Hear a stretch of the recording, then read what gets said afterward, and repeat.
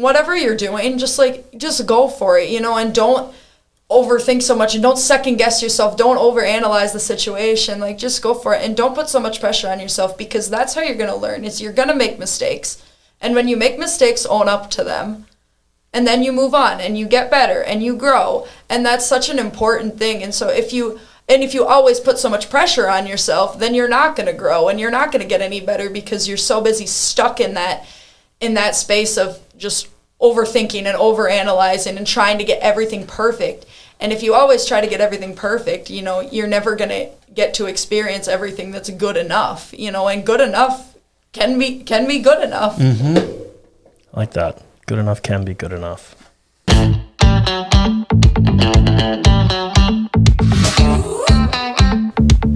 This is the Buffalo Community Podcast, all about the greatest small town in the USA, the people in it, and how it all works together.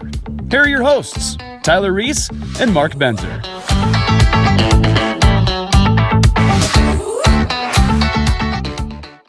Well, it's that time of year again for another episode, and this is, I tell you what, I think I say this every week, but every year, this is my favorite episode, as we get to interview the BHS's finest students and the Hall of Fame winners. We've got Matthew Scherber and Danielle Rodenwald with us. I say that correctly? Yes. Nailed it. Perfect. One, congrats, and good luck in entering your final weeks of being a senior, and I'm looking forward to get to know you guys just a little bit more, and for all 250,000 of our viewers, we can share kind of what brought you to here today and what the future looks like for you guys. So, Danielle, why don't we start with you? One, congrats. Thank Hall you. of Fame. Did you ever expect this when you entered into ninth grade? Oh, no. I actually, I had seen, the Hall of Fame up there. I was like, wow, that's really cool. I think, they're just the best students in the whole school. And I was like, oh, that's really cool, but I don't think that could ever be me. So it's crazy. Sure. How about you? I wouldn't say that I ever expected it. I know going throughout high school, looking up at that wall and getting to see the people that I looked up to progressively year after year, earning that really cool distinction was really cool to get to see them be kind of brought into that permanent status in the school. And I think it's really cool to be able to join them up there. Yeah. Couple in general, it kind of runs in your family. It's like in your blood to be a Hall of Famer at Buffalo High School. Why don't you go ahead and expand on that a little bit? So my parents both graduated from Buffalo High School, as did all of my aunts and uncles. But my dad was inducted into the Hall of Fame in the class of 91, and my mom was inducted in the class of 93. Wow. I didn't know that. Thank you for bringing that. Yeah. Congrats. Thank you. Yeah, that's amazing. So it's really cool to get to join them up there on the wall, to be up there with them forever. Yeah. For sure. Get to rib your brothers a little bit about that? Yeah, I don't see them up on there. the wall. Mom, Dad, me. Yeah. Yeah. Sure.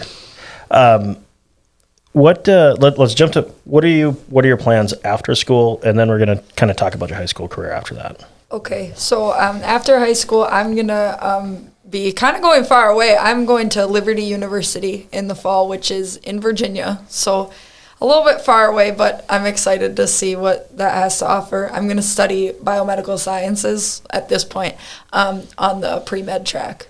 Sure. Pre-med, so we were at the academic luncheon yesterday, and so many of you kids are going into science stuff. I mean, science. And what is biomedical science? Pre-med, right? So you want to be a doctor someday, Yes. right? Yes. So why are you doing biomedical science and not isn't there something called a pre-med? Doctor class. Doctor class. So at my school, they offer the biomedical sciences track, which a lot of schools don't offer, which I think is pretty cool. But biomedical science is kind of just a really good sampling of a lot of courses that you would take in different maybe more specific majors for pre-med. Because I'm not exactly sure what I want to do. I know I want to be in the medical field, and I know that I want to be a doctor someday. But I think that this degree path really gives me a good opportunity to go into that field, but not have to know exactly what I want to do. Awesome. Mr. Scherber, what's next? So next year I plan to attend the University of Notre Dame in South Bend, Indiana, so a little bit further away, but not quite as far as Danielle is going over in Virginia. And I'm planning to study global affairs, so kind of foreign policy, international politics stuff. So, same kind of question. You said global affairs? Okay. So, do you want to be a politician someday? I wouldn't say I necessarily want to be a politician. I'd more hopefully be a diplomat in the U.S. Foreign Service, in the Foreign Service Corps. It's kind of been my dream since probably 5th grade. Mine too. But I'm just kidding. Yeah. but I think I really love paying attention to like how the government works, how policy is made, and I also love to travel. And I think I found kind of a niche where I can combine those two passions into a career that I could hopefully really enjoy, hopefully make some positive change, and hopefully travel a lot, get to raise a family, and have an awesome time. Yeah. Do you have a specific area that you want to be a diplomat to, or? So the way the Foreign Service Corps works is you don't usually get much of a say in exactly where you go until you're later in your career. But I would love to get to spend some time in Italy, get to spend some time in France or Austria or Belgium or something like that. Western Europe is kind of my favorite. I'm thinking about getting a minor in European Studies and a minor in French while I'm in college. I haven't fully committed to that yet, but that's probably what I'm most interested in. Guys, those are all way more exciting than what we do. Which that's kind of a common theme that we find. I have a question about that. I asked before we started, are you kind of nervous going into these last couple of weeks? What are you feeling right now? Honestly, it's really overwhelming. Like, it's happening, everything's happening so fast. Like, even just in the last week, we've had so many lasts that me and my friends and my classmates have gone through. And it's just crazy to think about. I remember the first day of freshman year, we were in the PAC, and Mr. Mischke was telling us, all right, guys, now you've got, I can't even remember the number, he's like 700 some days in high school left, and they're going to fly by. And I remember looking over to my friends, I was like, yeah, but he doesn't mean that. Like, right. No, it's going to take forever. And now we're in it. We've got, I think, 15 days left. And it's like, oh my goodness, like, where did all the time go? Yeah. How about you? What are you feeling right I think we're really coming up on the end here, a lot faster than I think a lot of us anticipated. When you're kind of going through your senior year, often you're taking some difficult classes, and sometimes it can feel a bit slow. But as we're starting to get down to the wire here, it's all just kind of falling on top of us at the same time. But I think it's really exciting. For Student Council, we're getting ready for our Bison Field Festival, which is this pre-summer event that we hold on the football field. We're watching Top Gun Maverick out on the field, and it's going to be a blast. And just kind of like knowing that this is going to be the last time we do all of this stuff gives it a whole other significance that makes it all more meaningful and generally more fun. Sure. Awesome. What the last 4 years went fast, but you've I'm assuming both of you have gotten involved in athletics and activities and groups. And is there anything? Share a little bit about the things that you've gotten yourself involved in. Maybe what you're most passionate about, and I guess how it helped you get to where you are today. So I know, like Danielle and many of our peers, we're involved in a lot of different things. Maybe it's quicker to say what you're not involved in.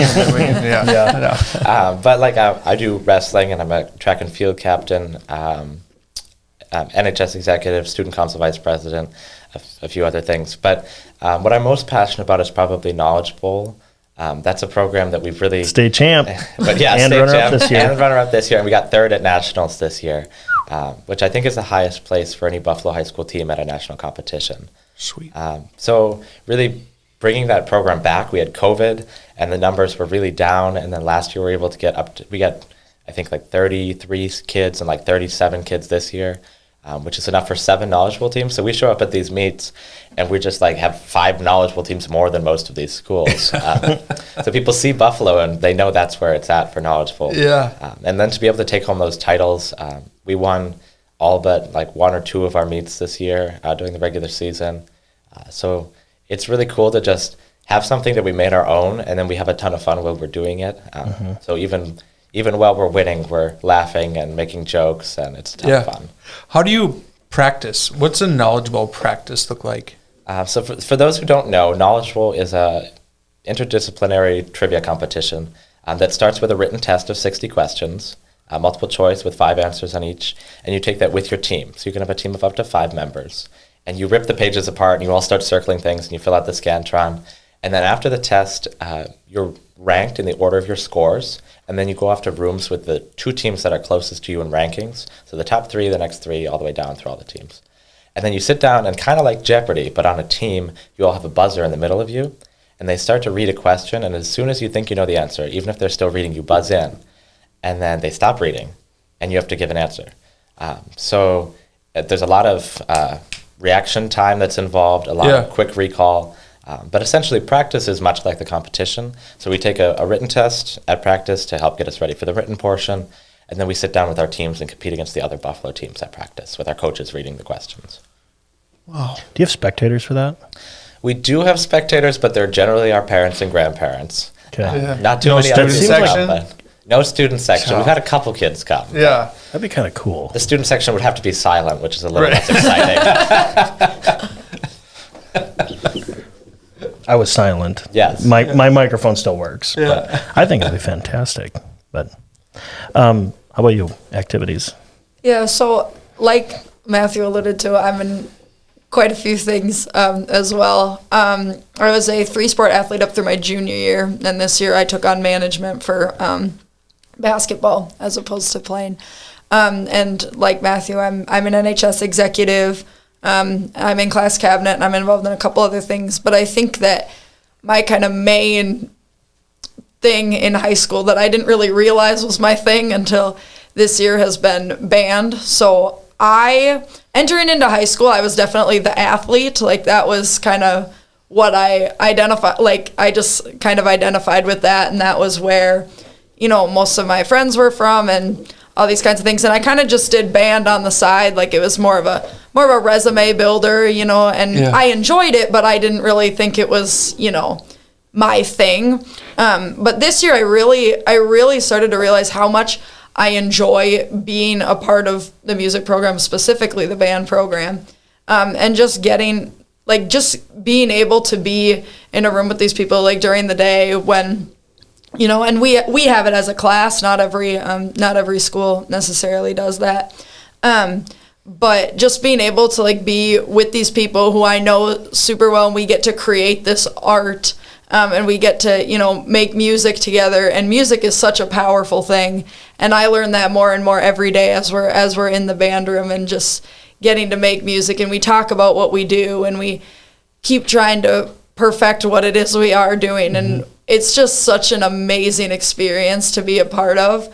And I really wish I would have realized that sooner, because now as we're coming up on the end of this school year, like, it's so sad to me that I'm going to have to leave that behind. Sure. What did you play? So I play percussion. So I kind of play a lot of different instruments, but I'm in the back. We have a great time. We've got 7 percussionists in the top band at BHS this year, and we all have such a great time. We're all super close, and we have so much fun together. That's fun. What other, what do you do anything with besides just your second hour band class or whatever? Yeah. Do you do jazz band or so marching band? I do. I joined marching band this year as kind of a senior year, and kind of get a little bit of closure maybe with my people in the band program.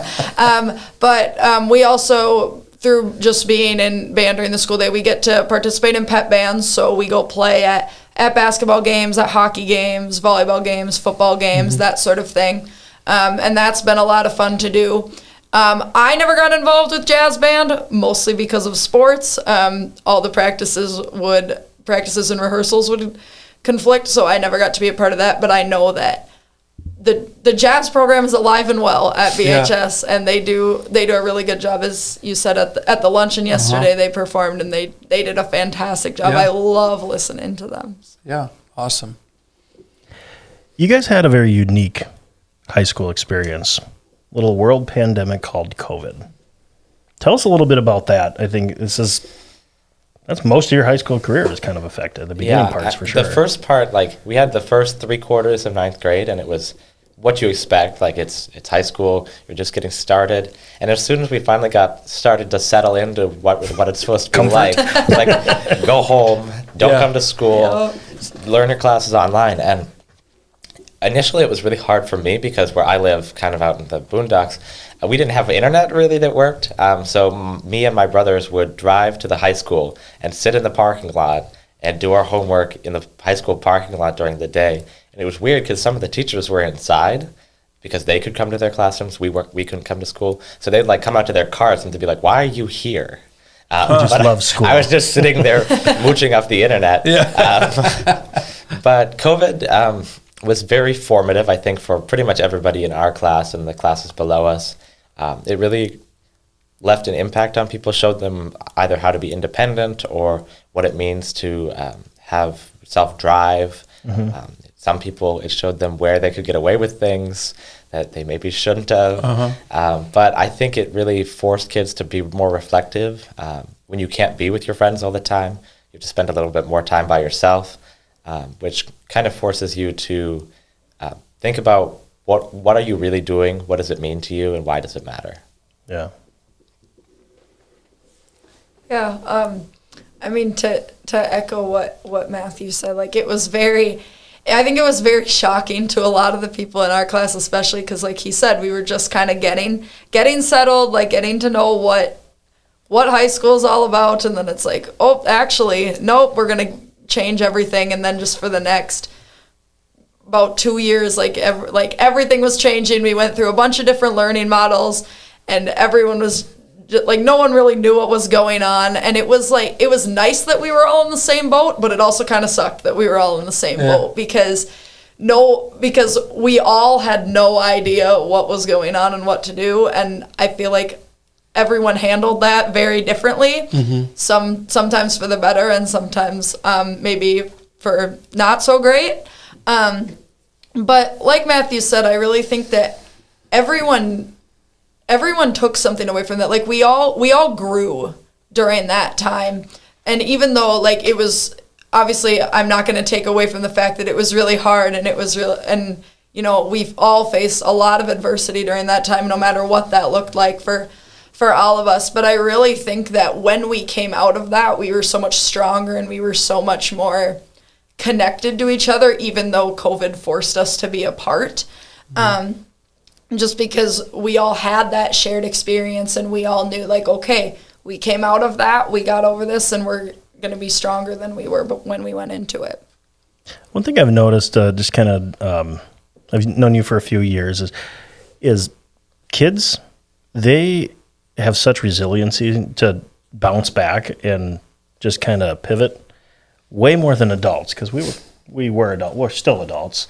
But when COVID hit, I mean, it was just, you saw way more adults just kind of freaking out about stuff, but it seemed like anytime we went into school, I didn't hear that much complaint from kids. It's mostly parents. But so that's a kudos to you and your classmates, which there's a ton of them in this, upper echelon of activities and grade point averages, and just, so I think it's impressive that you guys are coming together as almost one unit, but very independent, but you're able to operate like that. So excellent job. One thing, or a couple things that I remember from the luncheon yesterday is college credits. Do you guys have a couple of those going into their first year? Yes. Well, so I'm in a little bit of a unique boat because I took 13-ish college courses in high school, and that totals to about 48-ish credits. But I'll only be able to transfer about 4 of them. Ooh.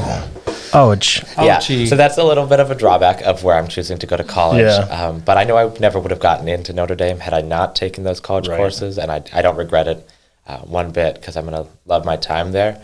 But I am kind of sacrificing that little bit. But while I was in high school, I did take a lot of college courses. I took 2 PSEO courses, 3 AP courses, 2 of which I self-taught, and a bunch of CIS courses at our school. We're going to expand on that a little bit. What do you mean self-taught yourself? So in 9th grade, I had a government class, a 9th grade government class that's required of all students. But I talked with my teacher, we met about it a little bit, and Basically, we determined that I could have tested out of the class. They just didn't have a way for me to do Sure. that. So she gave me a book and said, this is the AP US Government and Politics curriculum. You can learn it. And the test, usually you take, a lot of schools, like if you're at Delano, you take that course for the whole year, and then you take the AP test in May. Well, this is February. And she gave me this book, and I'm like, okay. So I start reading it. I learn. I write stuff to help me learn about all the Federalist Papers and the Constitution and the Declaration of Independence, and like 30 different Supreme Court cases we had to memorize and all this stuff. And then come May, I took the AP test, which for those of you who don't know is on a scale of 1 to 5. That demonstrates your readiness for college, Sure. your comprehension of the material. A 5 is pretty hard to get. It's a smaller percentage of the kids. You got a 6? No, I got a 4 on that one. But I felt good about it, knowing that I'd only studied it for like 3 months. Right. And then 10th grade year, we were getting our schedules and everything. This is us just coming out of COVID. And I couldn't really get into some of the classes I wanted. So my counselor suggested I could take small engine automotive. I could take accounting. I kind of wanted to do something else. So I proposed that I self-teach myself AP art history. So essentially I was given a digital textbook, and then I learned the class. And then by the spring, when it was time, I took the AP test on that one, and I got a 5. Sure. So. Nice. Wow. It's like, nah, I know this better. I'll just do it myself. That's fine. I heard a story, and what we'll bounce back to is in an interview, the leaked interview for the scholarship, is you had made a comment when, you don't know I'm about to say this. You said you didn't cheat during COVID. That was one of your most proud moments of you did the work, you didn't cheat when you could have. I'm not like supporting that at all, but through the learning models of you didn't, there wasn't really any type of standard to learn from, the entire time. Is that one thing that you felt, the discipline of, nope, I've got to do the right thing every single time? Was it difficult? Was it easy? Just like, no, just do the right thing. Tell us a little bit about that. Do you want to go first, Danny? Yeah, I can Did go. you cheat? No. Okay, So good. I did not, and most people don't believe me when I say that, but that's okay. It's a very because common thing. People don't tend to believe People you. don't tend to believe Right. it because, the whole narrative is, everyone did it. Like, Yeah. and there's really no way to prove it either way, but everyone's like, everyone did it. And I know a lot of people did. But I think, I don't know, like I'm very grateful that I didn't, and it was hard, because there were so many times, you're sitting alone at your desk, you're taking a test or whatever the case may be, and there's no teacher, there's no one watching you. Like it's so easy to just, click that tab open or go dig through your notes or whatever the case may be. But I think that really ended up doing a lot more harm than good, especially for those people, those students who did that. And I feel like when I came out of COVID, when we got back into, regular school, I think that compared to a lot of my classmates, I had a much easier time adjusting because I wasn't used to just being able to, cheat with it, because I really made up my mind in the beginning that this isn't okay. I want to be honest. I want to, put forward my best work. And if that means that I do worse than my classmates who are cheating, then so be it, because I knew that I would be better for it, down the road. And I really got to see that once we got back into, a more normal learning model out of COVID. Yeah. Yeah, I know, going into COVID, you're sitting at home, like Danny was saying, and you have kind of the world, right in front of you on your computer if you really want it. But I kind of sat there and I thought, I shouldn't need this. I'm expected to learn this content. Everyone else before me has learned this content just fine without looking everything up. I can do it too. And it really helped to simulate that real school experience, because when you're taking your chemistry test at school, you can't just look up the answers. So why should I be able to at home? Sometimes, I lost my 4.0 during COVID while I was taking a half in school, half at home college algebra class, and I just had to deal with that. I knew it was better for me to sacrifice my 4.0 than to give in to something that I knew would lead to worse things down the road. sometimes you kind of feel that temptation, and maybe you clench your fist, you wish you could, and then you just release it and let it go, knowing that there's a better way. Mm-hmm. Well, there's a common denominator to Hall of Famers, if you're listening, and that's doing the right thing even when nobody's looking. And so I think it's easy to jump to I need to be number one in my class. I need to have the 4.0. I need to have and I think there's probably better measures of a Hall of Famer than maybe what can be measured, if you will. What do you like to do? What's fun? When you have time, if you have time. If we have time, yeah. If we have time, yes. I think for me, I like to do a lot of things. From day one, my mom has described me as a jack of all trades. A lot of things interest me. I've never been like, oh, this is kind of my thing, or this is my, like, I kind of float between different things. I think what I like to do right now are two things. So I've recently become very interested in poetry, and I know that probably sounds a little nerdy, but it's actually quite interesting. And so I read and I write poetry. Me and my friends will go on poetry runs sometimes. So we'll go to Buffalo Books, or we'll go to Target, and we'll just either read the books there or spend way too much money on the books there. But I think that's been a really great thing for me too. And then back on the music route, I also really enjoy playing the piano. I've played for 12 years. And I just kind of started taking it seriously within about the last year. I find different music online or in stores and things like that, and it's just so much fun for me to just sit down and play. And the piano is one of my favorite instruments, so I like that a lot. Awesome. I would say for me, my hobbies and interests kind of coalesce around two different topics. One of them being like travel, and one of them being art. So I spend a lot of time taking photos. I'm the photography editor for the high school yearbook. So I go to lots of different sporting events, lots of different school events, lots of different community events to take photos of everything that's going on. Every time I go out, there's a different challenge, there's different lighting, there's unique things happening. And I get the chance to preserve those, which is a really amazing opportunity. And then I also really love to travel, to visit art museums, to get to see other cities. And the experience of traveling puts you in new situations that you wouldn't get just by hanging out at home, though I do love Buffalo very much. So those are kind of the two main things. And then sometimes I find ways to overlap them. Like last summer, I won first prize in the U.S. Congressional Art Competition for Minnesota District 6. So I had one of my photographs displayed at the U.S. Capitol for the year. It's still there right now. And they flew us out there to come see it, had a reception for all the winners and stuff. That's so cool. Yeah. Wow. Luke, Mark, do you guys ever feel like you're just a little bit underperforming when we get to interview these kids? It's awesome. That's why we like to do it so every year. Yeah.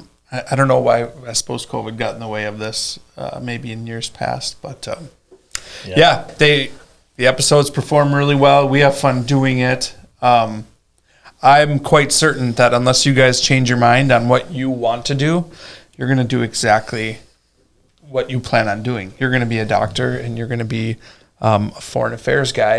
And I can't wait till Virginia gets to hear your Minnesota accent. Because you talk weird. Yeah. A little. Yeah. You talking and about? even a Minnesotan, I think it's perfect. It's perfect. Well, as we kind of wind down, what would you tell your 8th grade self going into high school? Wow. Maybe not your 8th grade self.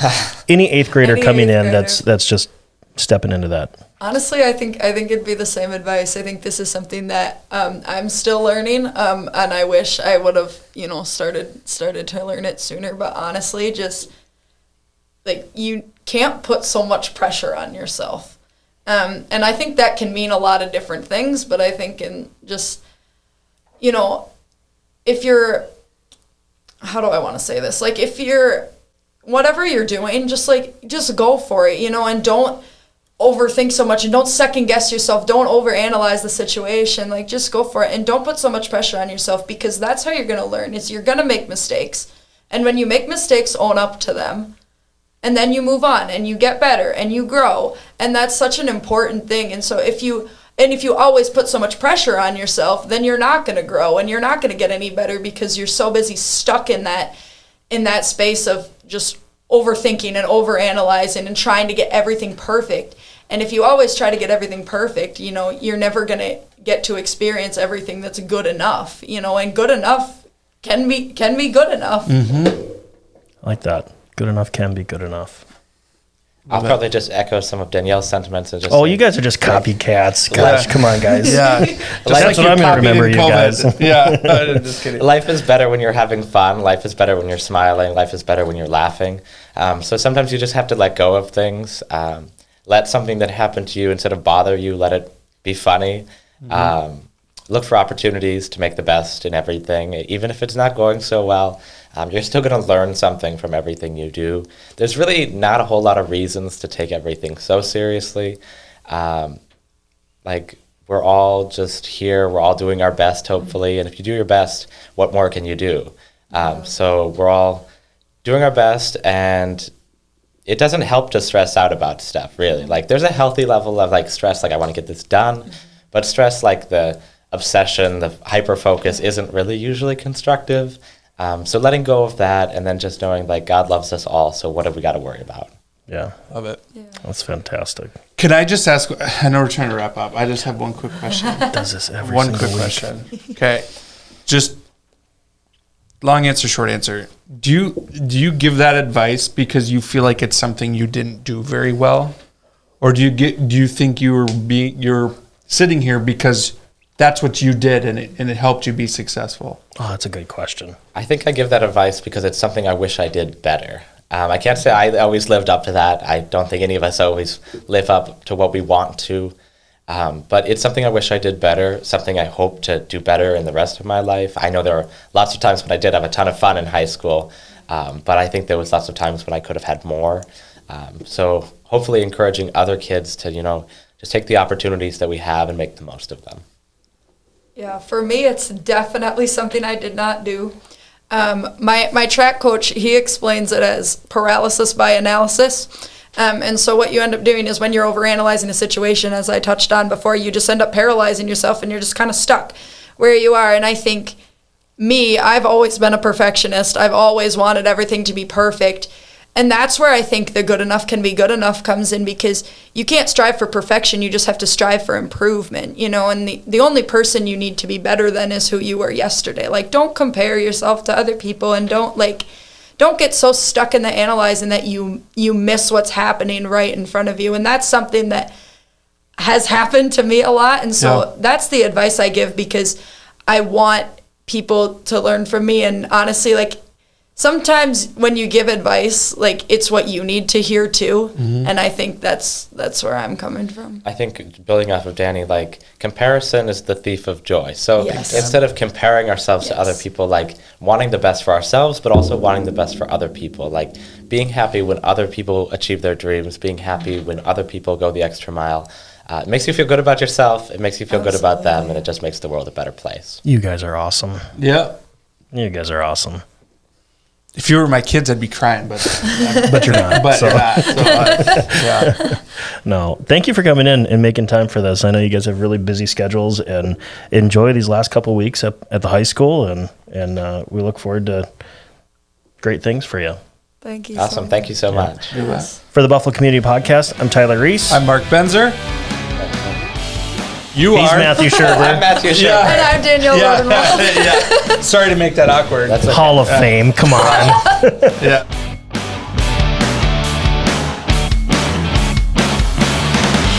Thanks for listening to the Buffalo Community Podcast, produced by Edlund Media. You can find us on Facebook and YouTube, as well as anywhere you listen to podcasts.